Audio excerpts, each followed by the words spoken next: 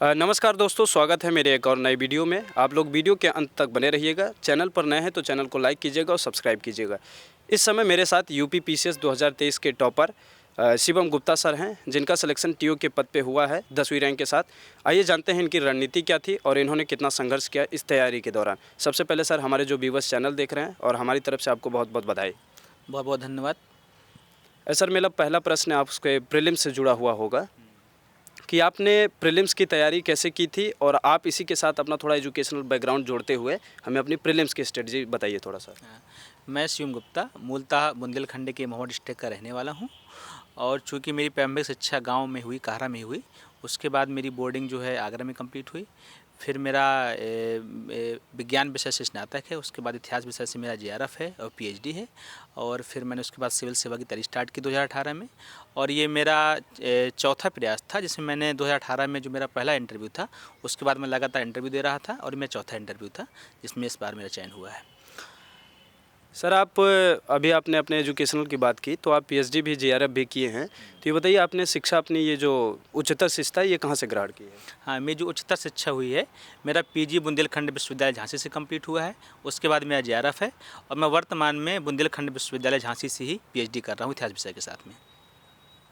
मेरा पहला प्रश्न ये होगा कि जो प्रीलिम्स होता है, सीसैट हुआ या जीएस का पेपर हुआ, इसके नोट्स को लेके आप थोड़ा सा अपना स्ट्रेटजी बताइए और किस तरीके से आपने प्रीलिम्स की तैयारी की थी? जो बिल्कुल, जो प्रीलिम्स एग्ज़ाम है इस परीक्षा में, उसको गेटवे कहा जाता है इस परीक्षा में आने के लिए। तो ये बहुत ही महत्वपूर्ण चरण है। यदि आप इसमें ही छट जाते हैं तो पूरे एग्ज़ाम से आप बाहर हो जाते हैं।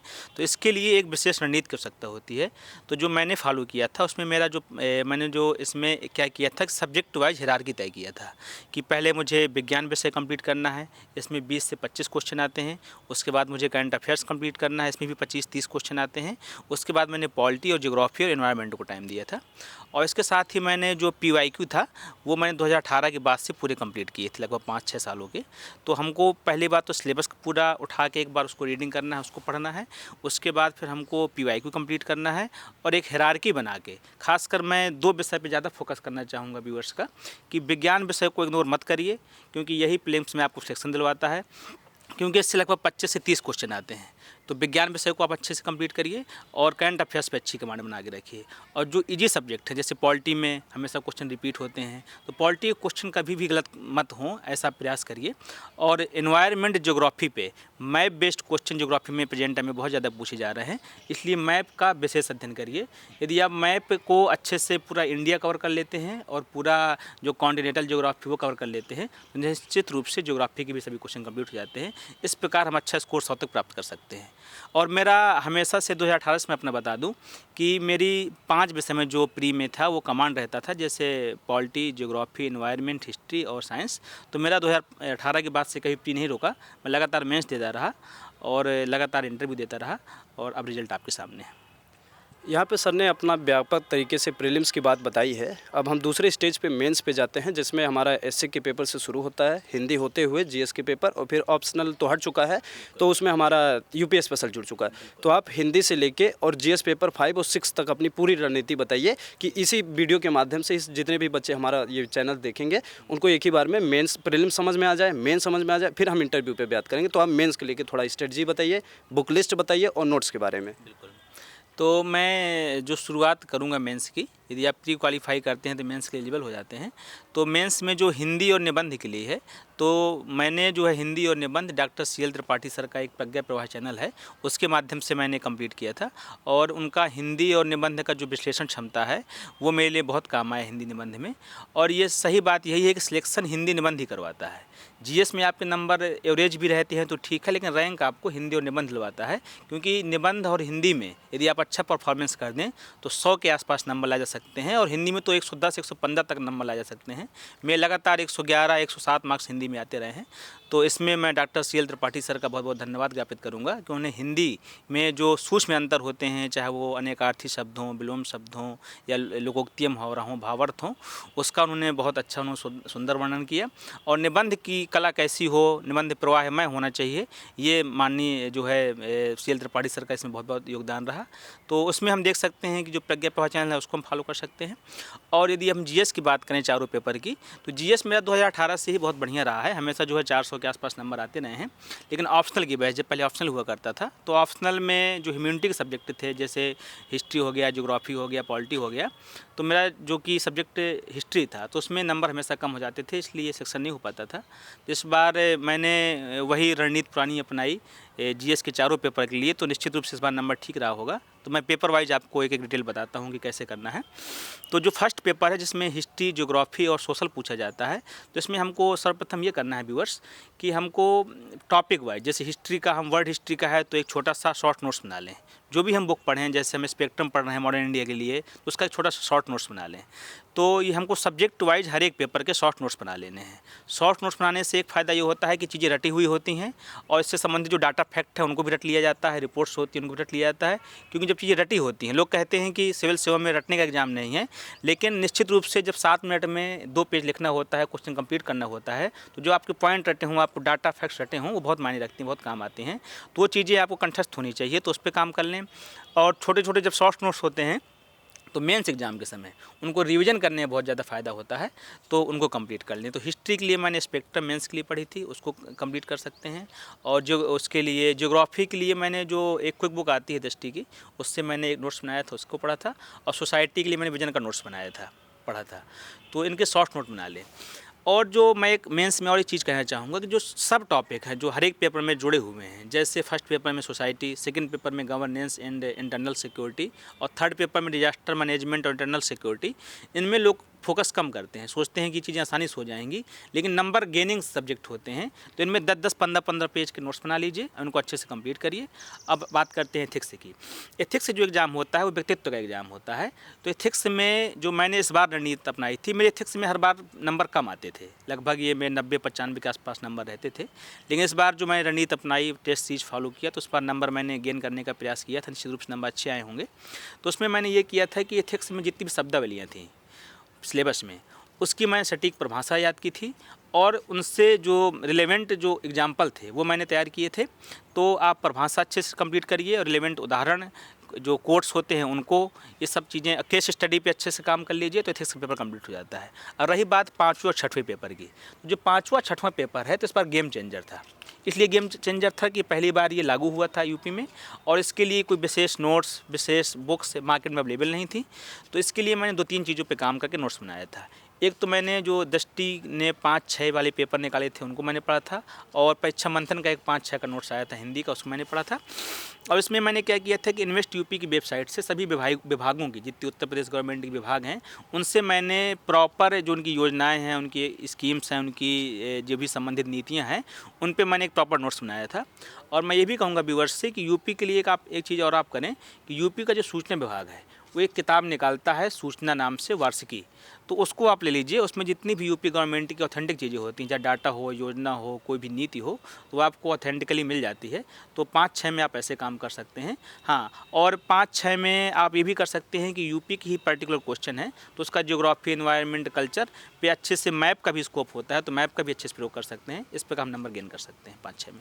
सर ने हमसे व्यापक तरीके से प्रीलिम्स पे बात की, मेंस पे बात की। अब हम सर इंटरव्यू स्टेज पे चलते हैं कि क्या माहौल बहुत भय का होता है, ठीक ठाक होता है, कैसे उसकी प्रिपरेशन मेंस के, जैसे हम लोग को क्या होता है जब प्री निकल जाता है तो मेंस की तैयारी करते हैं, लेकिन मेंस देते देते बच्चों को ये भी नहीं आशा रहता कि पता नहीं मेंस निकलेगा तब इंटरव्यू की तैयारी करेंगे। तो अगर यदि आपका मेंस निकल जाता है या नहीं भी निकलता, मेंस के स्टेज में है, तो फिर इंटरव्यू की उसी के साथ तैयारी कैसे करें? जो है मेरा ऐसा मानना है कि जो इंटरव्यू का चरण है परीक्षा में बहुत ही महत्वपूर्ण चरण है, और इंटरव्यू जो है व्यक्तित्व का परीक्षण होता है। और व्यक्तित्व का विकास मेरा ऐसा मानना है कि एक दिन में नहीं होता है, व्यक्तित्व का विकास एक सतत प्रक्रिया है।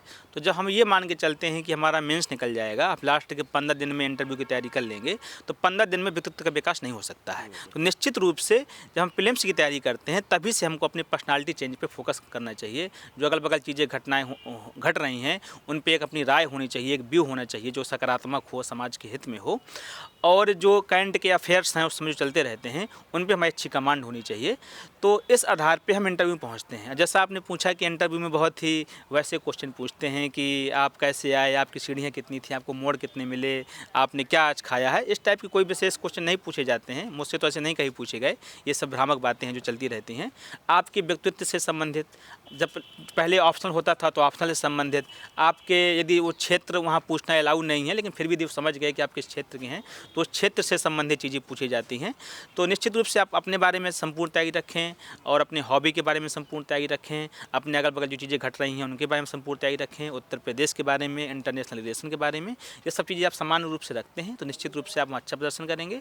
और इंटरव्यू में मेरा ऐसा रहा है कि मैं इंटरव्यू 2018 से लगातार दे रहा हूँ। मेरा पहला मेंस और पहला इंटरव्यू 2018 में ही था। तो तब से लेके मुझको इंटरव्यू में अच्छे मार्क्स मिलते रहे हैं। एक बार लगभग 72 मार्क्स मिला, पिछली बार 2021 में 75 मार्क्स मिला जब मेरा 1 नंबर से मात्र सिलेक्शन रुका था। तो ये सब एक्सीलेंट मार्क्स हैं, 70 के ऊपर जितने भी मार्क्स माने जाते हैं अच्छे माने जाते हैं। और निश्चित रूप से इस बार भी अच्छे मार्क्स रहे होंगे क्योंकि इस बार मेरा इंटरव्यू बहुत अच्छे तरीके से गया था। इस बार मैं इंटरव्यू बताना चाहूँ व्यूअर्स को, इस बार जो मेरा इंटरव्यू था वो चूँकि उन्होंने मुझसे पूछा कि आपका विज़न क्या है, तो मैंने बताया कि मेरा विज़न है मैम कि जो बुंदेलखंड का सर्वांगीण विकास सरकार इस समय कर रही है उसमें मैं किस प्रकार अपना योगदान कर सकूं। तो समझ गए कि बुंदेलखंड के रहने वाले हैं। तो विश्वास मानिए मैं लगभग 37 मिनट इंटरव्यू चला था और 37 मिनट के पूरे इंटरव्यू में चारों मेंबर्स ने मुझसे केवल बुंदेलखंड के बारे में ही क्वेश्चन करे। बुंदेलखंड का कल्चर क्या है, बुंदेलखंड का राजनीति क्या है, भूगोल क्या है, ज्योग्राफी क्या है, वहाँ किस प्रकार की चीज़ें घट रही हैं। तो पूरा वहाँ का मुझसे बुंदेलखंड के बारे में पूछा। उनको मैंने बहुत अच्छे तरीके से बुंदेलखंड के बारे में डिफाइन किया। तो मेरा पूरा इंटरव्यू लगभग 37 मिनट पूरे बुंदेलखंड के बारे में चला। तो निश्चित रूप से इंटरव्यू की तैयारी हमको प्री के दौरान से स्टार्ट कर देना चाहिए। अच्छा, आपकी हॉबीज़ क्या थी सर जो है? हॉबीज वही जो सभी भारत की समान हॉबी है, क्रिकेट खेलना और देखना। तो क्रिकेट खेलना और देखना मेरी हॉबी थी। और मेरी एक हॉबी है बुंदेलखंड के सर्वांगीण विकास के संदर्भ में डिबेट करना, बहस करना, वाद विवाद करना, तो वो भी मेरी एक हॉबी है। तो निश्चित रूप से मुझे बहुत फ़ायदा मिला इंटरव्यू में क्योंकि मेरी ये हॉबी भी थी और मेरा इंटरव्यू उसी में चला। तो मुझे ऐसा लगा, सप्ता मैम की बोर्ड में मेरा इंटरव्यू था, कि मार्क्स मुझको अच्छा ही मिला होगा और बाकी जब मार्कशीट आएगी तब पता चलेगा। आपका मीडियम भी जैसे कि हिंदी है और हिंदी में कंटेंट बहुत ज़्यादा है, बाज़ार में व्यापक तरीके से विस्तार है उसका एक बार आप मेंस प्री का जो तो आपने बताया पूरा ही तरीका कैसे करना है, एक बार बुक लिस्ट को बताइए कि हमें कौन कौन सी किताबें इसके लिए फॉलो करनी है, सही कंटेंट क्या है जो बच्चों को हिंदी मीडियम वालों को नहीं मिल पाता है, खासकर जो बीए करते हैं नॉर्मली इलाहाबाद विश्वविद्यालय से या कहीं और से कर रहे हो कि हम नॉर्मली केवल हमको स्टेज एक पार कर लेना बीए, इसके बाद हमको परीक्षा देना, उसका कंटेंट आपने कैसे फॉलो किया? मैं पेपर वाइज बता रहा हूँ आपको। जो जीएस का फर्स्ट पेपर है मेंस का, तो उसमें जो हिस्ट्री का वर्ड हिस्ट्री वाला पार्ट है वो अखिल मूर्ति सर की एक विश्व ऐतिहासिक बुक आती है, उसका मैंने शॉर्ट नोट्स बनाया था। और जो हिस्ट्री आता है उसमें मॉडर्न इंडिया, उसके लिए मैंने स्पेक्ट्रम से नोट्स बनाया था। और सोसाइटी के लिए मैंने विजन की सोसाइटी की बुक पढ़ी थी, जो क्लास नोट्स आती है उनकी, उसका मैंने एक नोट्स बनाया था। और एनवायरनमेंट के लिए उसमें बात करें थर्ड पेपर में, तो एनवायरनमेंट मैंने वही कुक बुक से कंप्लीट की थी। Disaster management and internal security के लिए विजन से मैंने शॉर्ट नोट्स बनाए थे, जो उनका मेंस 365 आता है। और यदि सेकेंड पेपर की बात करें तो इंटरनेशनल के रिलेशन के लिए मैंने विनीत सर से मैंने क्लासेस करी थी, जो DIS के हैं, तो उनका मैंने नोट्स पढ़ा था। और गवर्नेंस के लिए मैंने धर्मेंद्र जाखड़ सर का एक जो पतला नोट्स आता है उसको मैंने बनाया था। और मैंने 5-6 का आपको पहले ही बताया कि यूपी सरकार की वेबसाइट और यूपी सरकार की जो सूचना की बुक थी उससे मैं नोट्स बनाया था। और निश्चित रूप से आप छोटे छोटे नोट्स बनाइए, उससे संबंधित डाटा तैयार करिए, उससे संबंधित रिपोर्ट्स तैयार करिए। और यदि फोर्थ पेपर है तो उससे संबंधित जो कोर्स होते हैं वो तैयार करिए और उनका भरपूर प्रयोग करिए। कहीं मैप का स्कोप नज़र आता है तो मैप का स्कोप, डायग्राम का, चार्ट का, ये सब चीज़ें जो नवाचार हम करते हैं तो उसका अच्छा नंबर मिलता है। और जो हिंदी वाली बात की आपने, तो मेरे साथ ऐसा है कि मैं पहले इंग्लिश मीडियम से लिखा करता था। इस बार मैंने हिंदी मीडियम से इस बार मैंने मेंस दिया था और थर्ड पेपर मैंने इंग्लिश मीडियम से ही दिया था और बाकी जो सभी पेपर थे मैंने हिंदी मीडियम से दिए थे इस बार। तो निश्चित रूप से हिंदी मीडियम में बहुत अच्छे मार्क्स आते हैं। तो ये मत विश्वास रखिए कि बढ़िया अच्छे से चीज़ें करिए, तैयारी करिए तो निश्चित रूप से होगा। सर ने प्रीलिम्स, मेंस, इंटरव्यू सारी रणनीति बताई, बुक लिस्ट बताया, आप लोग चैनल पे विजिट करेंगे, सब कुछ आप लोग को जानने को मिलेगा। एक अब आते हैं इलाहाबाद की इस धरती पे, जहाँ पे सर ने आपने बहुत समय भी गुजारा, 3-4 साल गुजारा है। ये एक सुबह वाला स्टेज है, दाल भात चोखा वाला, दोपहर में सोने वाला और रात में रोटी सब्जी वाला है। और इसी के दौरान इतनी व्यापक बड़ी तैयारी है, यूपीपीसीएस हो, यूपीएससी हो, इतना बड़ा सिलेबस है इसका, कैसे ये आपका प्रिवेंट में था और कैसे ये आपका बना कि दाल भात चोखा भी खाना है, पीसीएस की तैयारी भी करना है और फिर रात में भी खाना है, तो कैसे आप इसको आप बताइए इलाहाबादी भाषा में। बिल्कुल, आपने बहुत सही बात कही। जो दाल भात चोखा इलाहाबाद में नहीं खाया तो उसको इलाहाबादी नहीं माना जाता, ये ना मानू को माना जाएगा। तो दाल बाटी चोखा तो यहाँ का पेट है। और जो आपने तैयारी टाइम मैनेजमेंट की बात पूछी, तो निश्चित रूप से मैंने इसमें ये किया था कि मैंने टाइम को 2-2 घंटे के 5 स्लॉट में बांटा था। तो लगभग कभी मैं 10 घंटे, कभी 8 घंटे, जो 2-2 घंटे के स्लॉट होते थे। तो ये रहता था कि मुझे 2-2 घंटे के 2-3 स्लॉट नीचे सुबह कंप्लीट करने हैं फर्स्ट टाइम में, और सेकंड टाइम में 2-2 घंटे के 2-3 स्लॉट कंप्लीट करने हैं। हाँ, एग्ज़ाम के समय थोड़ी सी तैयारी ज़्यादा बढ़ जाती थी, लेकिन कभी जो लोग कह देते हैं 14 घंटा 16 घंटा, इतनी पढ़ाई मैंने कभी नहीं करी। हाँ, बस 6-7 घंटे डेली पढ़ाई करी है, और एग्ज़ाम के समय थोड़ी बढ़ जाता था, 10 घंटे हो जाता था। तो निश्चित रूप से टाइम मैनेजमेंट यही है कि आप 2-2 घंटे के 5 स्लॉट बांट लें, 2 घंटे तैयारी करें, 15-20 मिनट टहले, घूमें, खाए पिएँ। हाँ, और एक चीज़ बहुत ध्यान जरूरी है कि सोना भी बहुत इंपॉर्टेंट है, घूमना भी बहुत इंपॉर्टेंट है। तो 8 घंटा सोइए, 8 घंटा पढ़िए, 8 घंटा में सब चीज़ें कर लीजिए। लगातार ये करते रहेंगे, और एग्ज़ाम के समय इसको टाइम को थोड़ी सा बढ़ा के 10 से 11 घंटे कर लीजिए, तो निश्चित रूप से फिर आप जो है सफल होंगे, और आपका टाइम मैनेजमेंट भी अच्छे से हो जाएगा। और सुबह हो सके, जैसे कि मेरी हैबिट थी कि थोड़ी सा मेडिटेशन, फिजिकली वर्क, ये चीज़ें आप कर सकते हैं, बहुत हेल्पफुल रहता है। अच्छा, आपने घूमने की बात कही, तो इलाहाबाद में यही आपका नज़दीकी कटरा में आज़ाद पार्क कही है, तो क्या यही घूमने वाली जगह होनी चाहिए या कहीं और, खासकर सिविल स्टूडेंट्स के लिए जो है? नहीं, सिविल स्टूडेंट्स के लिए माइंड फ्री चाहिए, तो निश्चित रूप से कंपनी बाग घूम सकते हैं, संगम नोज जा सकते हैं, वहाँ घूम सकते हैं, बैठ सकते हैं। और इलाहाबाद तो ये 86,000 ईस्वी की पावन भूमि कहा जाता है, और यहीं पे हमारे जहाँ पे हम बैठे हैं भी कंपनी बाग में, तो यहीं पीछे हमारे जो है चंद्रशेखर आज़ाद जी यहीं शहीद हुए थे। तो निश्चित रूप से आप जो है इलाहाबाद यूनिवर्सिटी है, चंद्रशेखर पार्क है, संगम नोज है, बहुत से आनंद भवन हैं, तो चीज़ें बहुत घूमने वाली हैं। निश्चित रूप से घूमिए भी, एंजॉय करिए, क्योंकि ये लाइफ के जो पल हैं, मोमेंट हैं, जो विद्यार्थी जीवन में, ये कभी फिर नहीं आने वाले हैं। तो एकदम किताबों में लगे रहना भी बहुत ज़्यादा ज़रूरी नहीं है, तो उसके साथ पढ़ाई भी करिए, साथ में घूमिए भी और सोइए भी, मौज मस्ती करिए, इसी तरीके होते रहनी चाहिए चीज़ें। अच्छा, पढ़ाई के दौरान ये प्लान बनता रहता था कि हर महीने या हर हफ्ते में एक बार गंगा जी में डुबकी लगाना है? हाँ, हाँ, जब भी कभी मौका मिला है तो गंगा मैया में हम लोगों ने नहाया है, और उसमें संगम में जब कुंभ का टाइम होता था तब भी नहाया है। और मैं मानता हूँ कि गंगा माँ का ही प्रसाद मुझको प्राप्त हुआ है, जो जिस रूप में आज सिलेक्शन हुआ है। तो लेटे हुए हनुमान जी का और गंगा जी का ही आशीर्वाद है जो मुझे प्राप्त हुआ है। अंतिम सवाल है कि आप SDM हो चुके हैं, तो क्या अपेक्षा करता हूं कि अब की बार S हट जाएगा और DM के पद पे चयनित हो सकते हैं? जी, निश्चित रूप से मैंने UPSC का 2021 वाला इंटरव्यू दिया था, फिर 22 में मेरा ये PCS वाला मेंस लगा था, तो मेरा प्री नहीं हो पाया था UPSC का। मैं एग्ज़ाम दिया था लाके, लेकिन प्री क्वालिफाई नहीं हो पाया था, कुछ मार्क्स कम रह गए थे।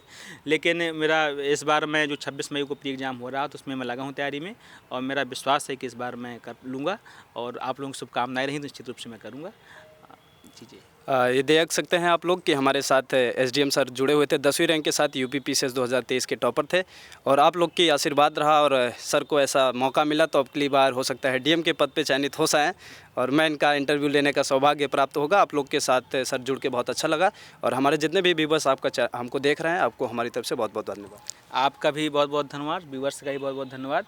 आपने अपना समय निकाल के इंटरव्यू लिया, उसका भी बहुत बहुत धन्यवाद, और निश्चित रूप से आपको बेस्ट ऑफ लक भी। धन्यवाद। धन्यवाद सर।